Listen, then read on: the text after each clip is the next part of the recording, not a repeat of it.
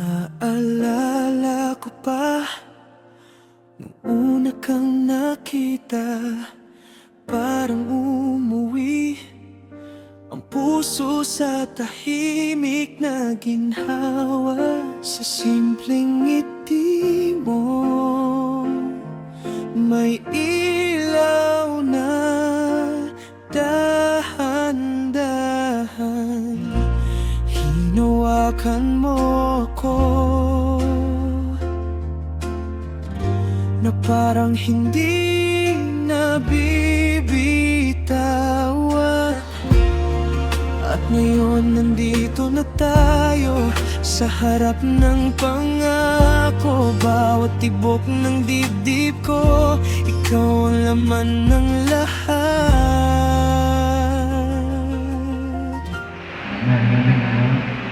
Kami po ay inyong luwing ng kaisa. Ang kalooban at ang dami mula ngayon sa kaginawaan at kahirapan, sa karamdaman at kalusugan, hanggang sa wakas ng aming buhay. Ikaw ang pangako, ikaw ang tahanan, ikaw ang dasal ko sa bawat bukas. Ikaw ang pangako, ikaw ang dahilan, ikaw ang pipiliin habang buhay. Ikaw ang pangako, ikaw ang tahanan. Arnel at Sheila May, nandito kayo sa harapan ngayon. Yan kayo. Mamaya kayo ay mangangako ng tinatawag natin marriage vows. Napakadaling nga namang mangako. Napakadaling sabihin, yes, I am going to accept you who you are. Napakadaling noon. Anyway, naipangako nila po yun sa isa't isa bago man kayo ikasal. Subalit, ang pangako nga naman minsan, isang sabihin ng ako na nga, ito pa rin ba? Hindi. Sa sakramento ng kasal, a promise will always be.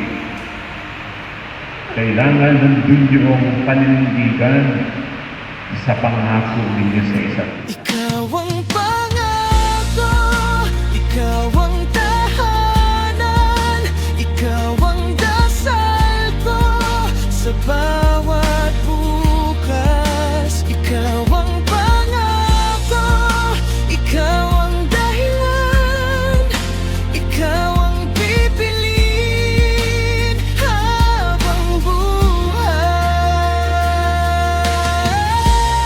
Kung dumating ang unos, hindi ako uurong sa bawat tagpo ng mundo. Ikaw ang buwian ko.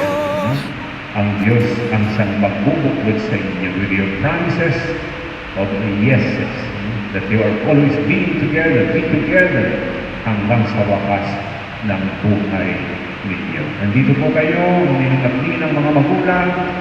You are showing your support for Arnel at Sheila May. Higit sa lahat, always pray for them. Alam natin na hindi sapat ang kayo ay sagana. Hindi sapat na kayo ay nagmamahalan lamang.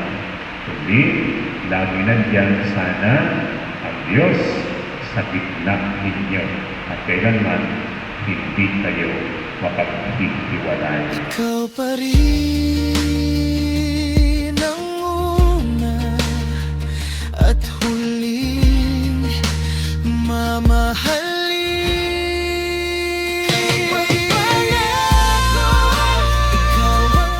Sheila May, sumasang-ayon ka ba na maging asawa si Arnel na narito ngayon rin sunod sa batas at mga alituntunin ng ating banal na simbahan?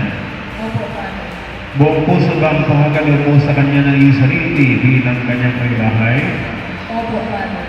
Nakalaan ka ang balikatan sa piling niya ang patanagutan ng buhay may asawa? Opo, Father. Ikaw naman, Arnel.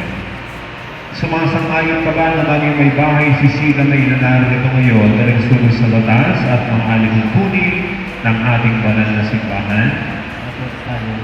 Buong puso ba ang pagkaloob mo sa kanya ng iyong sarili bilang kanyang asawa? Opo, Father. Nakadaan ka o balikado sa piling niya ang pananagutan ng buhay may asawa? Opo, Father. Ikaw ang halalan, ikaw ang dasal. Mahal, kailanman ay hindi ka pagtataksilan.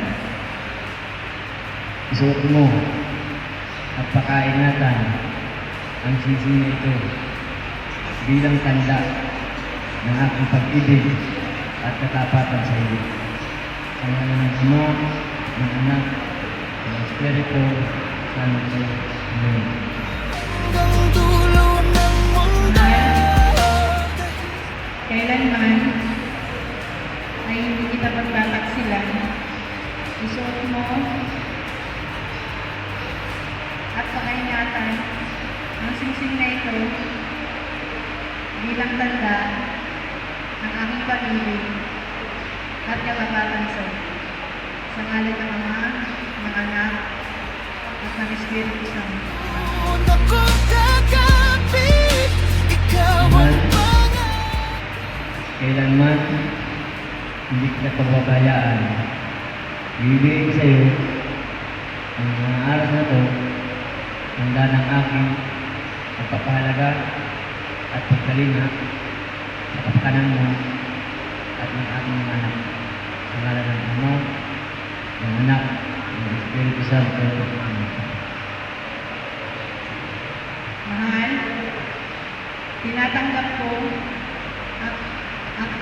ang mga ito at nangangako ako maging iyong katuwang sa wastong pagganit at pangangasiwa ng ating kabuhayan. Ikaw pa rin